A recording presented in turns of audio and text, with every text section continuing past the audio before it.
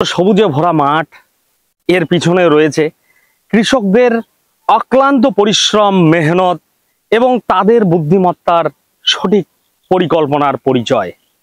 তাদের দিনরাতের পরিশ্রমের ফলেই আমরা তরতাজা ফসল ও সবজি পাই মাঠের থেকে, যার জন্য আমরা দিনে 3 বেলা 3 মুঠ ভালোভাবে খেতে পারি।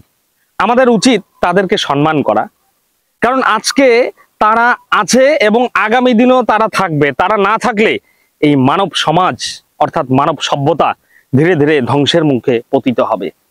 আমরা একটা কথা প্রত্যেকেই জানি যে খাদ্য, বস্ত্র এবং বাসস্থান, শুরুতে কিন্তু খাদ্যটা দেওয়া আছে। প্রথমেই মানুষের চলার জন্য হচ্ছে খাদ্য, তারপরে বস্ত্র, তারপর হচ্ছে বাসস্থান।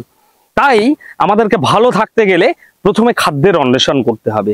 আর এই খাদ্যের অন্বেষণ করেন আমাদের এই কৃষক বন্ধুরা তাদের দিনরাত পরিশ্রমের মাধ্যমে। কৃষক বন্ধুরা উন্নত পদ্ধতিতে কিভাবে কৃষিকাজ করবে তার জন্য প্রতিনিয়ত সহযোগিতা, সহায়তা এবং পরামর্শ প্রদান আমরা যারা জানি আমাদের প্রতিনিয়ত করা উচিত। আমরা চাই প্রতিনিয়ত এই কৃষক বন্ধু যারা রয়েছে, যারা মাঠে ঘাটে দিবারাত্রি পরিশ্রম করে, হয়তো আপনি অবাক হয়ে যাচ্ছেন যে কৃষকরা দিবারাত্রি পরিশ্রম করে। অবশ্যই এদের দিবারাত্রি পরিশ্রম এ কারণেই করতে হয় কারণ সূর্যাস্তের আগে এবং সূর্যাস্তের পরে বিভিন্ন ধরনের ফসলে যে রোগ পোকার আক্রমণ হয় তাদের চিহ্নিতকরণ করার জন্য সূর্যোদয়ের আগে এবং সূর্যোদয়ের পরে তাদেরকে মাঠে আসতে হয়।